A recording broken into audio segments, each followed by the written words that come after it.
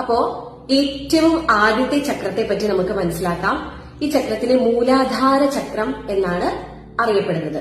മൂലാധാര ചക്രം ഇരിക്കുന്നത് ശരീരത്തിലെ പിരീനിയം എന്ന് പറയുന്ന ആ ഒരു ഭാഗത്തായിട്ടാണ് മൂലാധാര ചക്രം ഇരിക്കുന്നത്. അപ്പോൾ ഈ മൂലാധാര ചക്രം ഭൂമി എന്ന് പറയുന്ന പഞ്ചമഹാഭൂതത്തിലെ ഭൂമി എന്ന് പറയുന്ന ആ ഒരു ഇലമെന്റുമായിട്ട് ബന്ധപ്പെട്ടാണ് മൂലാധാര ചക്രം ഇരിക്കുന്നത്. ഇതിനെ നമ്മൾ ചുവന്ന നിറം എന്ന് പറയുന്ന ആ ഒരു കൺസെപ്റ്റിലാണ് കണക്കാക്കാറുള്ളത്. നമ്മൾ മനസ്സോട് ചിന്തിക്കുന്ന സമയത്ത് ഏകദേശം ചുവന്ന നിറത്തോടു കൂടിയ, ഇത് മഴവില്ലിലെ 7 നിറങ്ങൾ ആയിട്ടാണ് ഈ ചക്രാസിനെ, ഈ 7 ചക്രാസിനെ നമ്മൾ മനസ്സിൽ സങ്കല്പിക്കേണ്ടത്. അപ്പൊ അതിലെ ചുവന്ന നിറത്തോട് കൂടിയിട്ടുള്ള ഒരു ചക്രമായിട്ടാണ് നമ്മൾ മൂലാധാര ചക്രത്തെ മനസ്സുകൊണ്ട് വിചാരിക്കാറുള്ളത്. ശരീരത്തിലെ അഡ്രിനൽ ഗ്ലാൻഡുമായിട്ട് ബന്ധപ്പെട്ടിട്ടാണ് ഈ ഒരു മൂലാധാര ചക്രം ഇരിക്കുന്നത്. അതുപോലെ തന്നെ ശനി, അതുപോലെ ഭൂമി, ശനി, ഭൂമി എന്ന് പറയുന്ന സാറ്റേൺ ആൻഡ് എർത്ത് എന്ന് പറയുന്ന ഈ പ്ലാനറ്റുകളുമായിട്ടാണ് ഈ മൂലാധാര ചക്രം ബന്ധപ്പെട്ടിരിക്കുന്നത്. ഈ മൂലാധാര ചക്രത്തിനെ ഉത്തേജിപ്പിക്കാനായിട്ട് നമുക്ക് പ്രാക്ടീസ് ചെയ്യാൻ പറ്റുന്ന യോഗാസനങ്ങൾ എന്ന് പറയുന്നത് ഒന്ന് മാലാസനം, ഉത്കടാസനം, ദണ്ഡാസനം. അപ്പോ ഈ 3 പോസ്റ്ററുകൾ, ഒരുപാട് പോസ്റ്റേഴ്സ് ഉണ്ട്. അപ്പൊ ഈ 3 പോസ്റ്ററുകൾ ചെയ്തു കഴിഞ്ഞാൽ നമുക്ക് നമ്മുടെ മൂലാധാര ചക്രത്തെ ഉത്തേജിപ്പിക്കാനായിട്ട് സാധിക്കും. അഡ്രിനൽ ഗ്ലാൻഡ് സെക്രീറ്റ് ചെയ്യുന്ന ഹോർമോൺസ് ഏതൊക്കെയാണെന്ന് നമുക്ക് നോക്കാം. Adrenaline, nor adrenaline, cortisol, aldosterone ഇതൊക്കെയാണ് പ്രധാനമായിട്ടും ഈ ഒരു ഗ്ലാൻഡ് സെക്രീറ്റ് ചെയ്യുന്ന ഹോർമോൺസ് എന്ന് പറയുന്നത്.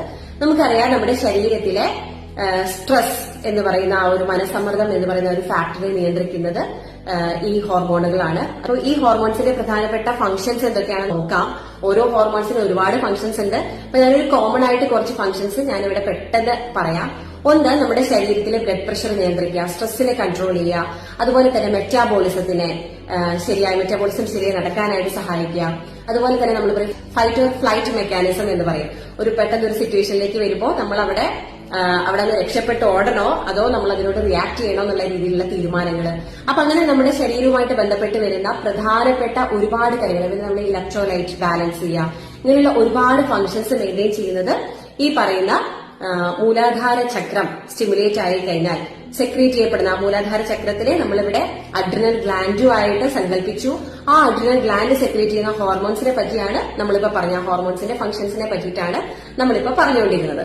ഇനി മൂലാധാര ചക്രം നമ്മൾ സ്റ്റിമുലേറ്റ് ചെയ്യുന്ന സമയത്ത് നമുക്ക് ഉപയോഗിക്കാവുന്ന ബീജമന്ത്രമാണ് ലം എന്ന് പറയുന്ന ആ ഒരു ശബ്ദം. അപ്പോ ആ ബീജമന്ത്രം ചാന്റ് ചെയ്യുന്നത് മുഴുവനായിട്ടും എനിക്കിവിടെ വീഡിയോയിൽ കാണിക്കാനായിട്ട് ചില പ്രായോഗിക ബുദ്ധിമുട്ടുണ്ട്. സാധാരണ നമ്മൾ ഓരോ ശബ്ദങ്ങളും ചാന്റ് ചെയ്യുന്ന സമയത്ത് അകാരവും ഉകാരവും മുകാരവും അതിൽ വരണം. അപ്പോൾ ആ ഒരു രീതിയിൽ വേണം ഓരോ ബീജമന്ത്രങ്ങളും നമ്മൾ ചാന്റ് ചെയ്യാനായിട്ട്. അപ്പോൾ ആ ബീജമന്ത്രം ചാന്റ് ചെയ്യുന്ന സമയത്ത് നമ്മുടെ ഉള്ളിലുണ്ടാവുന്ന ഒരു അഫർമേഷൻ എന്ന് പറയുന്നത് അയാം എന്നുള്ള ആ ഒരു ചിന്തയാണ് മൂലാധാര ചക്രം നമ്മൾ സ്റ്റിമുലേറ്റ് ചെയ്യുന്ന സമയത്ത് നമ്മുടെ ഉള്ളിൽ ഉണ്ടാവേണ്ടത്. അപ്പോ ഞാൻ എന്നുള്ള, നമ്മൾ സാധാരണ പറഞ്ഞ അഹംഭാവമല്ല, ഇതിൽ ഞാൻ എന്ന് ഉദ്ദേശിക്കുന്നത് എന്താ, യഥാർത്ഥ ഞാൻ ആരാണ്, നമ്മുടെ ഇന്നർ സോൾ എന്ന് പറയാം, അല്ലെ. അപ്പോ നമ്മൾ ഈ സ്ഥൂല ശരീരത്തിനകത്ത് ഒരു സൂക്ഷ്മ ശരീരമുണ്ട്. നമ്മൾ പറയും ഒരു വ്യക്തി മരിച്ചു കഴിഞ്ഞാൽ സ്ഥൂല ശരീരം അല്ലെങ്കിൽ ഈ പറയുന്ന ഫിസിക്കൽ ബോഡി മാത്രമാണ് നമ്മളിവിടെ ഉപേക്ഷിക്കുന്നത്. അതിനകത്തിരിക്കുന്ന ഒരു ആത്മാവ് അല്ലെങ്കിൽ ഒരു സൂക്ഷ്മ ശരീരമുണ്ട്. അപ്പൊ ആ ഒരു സൂക്ഷ്മ ശരീരത്തിനെ നമ്മൾ ഫീൽ ചെയ്യുക, അതിനെ മനസ്സുകൊണ്ട് ചിന്തിക്കുക. ലം എന്ന് പറയുന്ന ആ ഒരു ശബ്ദം, നമ്മൾ ആ ഒരു ബീജമന്ത്രം നമ്മൾ ചാന്റ് ചെയ്യുന്ന സമയത്ത് നമ്മുടെ മനസ്സിൽ ഈ ഒരു അഫർമേഷൻ ആണ് നമുക്ക് ഉണ്ടായിരിക്കേണ്ടത്. അതുപോലെ ഞാനൊരു താമരയുടെ സങ്കല്പം പറഞ്ഞു, അല്ലെ. അപ്പോ 4 ഇതളുകളോട് കൂടിയ ഒരു ചുവന്ന താമര പോലെയാണ് നമ്മൾ ഈ മൂലാധാര ചക്രത്തെ മനസ്സിൽ സങ്കല്പിക്കേണ്ടത്. അപ്പൊ ഇത്രയും കാര്യങ്ങൾ നമുക്ക് മൂലാധാര ചക്രത്തെ പറ്റി നമുക്ക് മനസ്സിലാക്കാം. അടുത്ത ചക്രത്തെ പറ്റി കൂടുതൽ അറിയാനായിട്ട് തുടർന്ന് കാണുക. Thank you.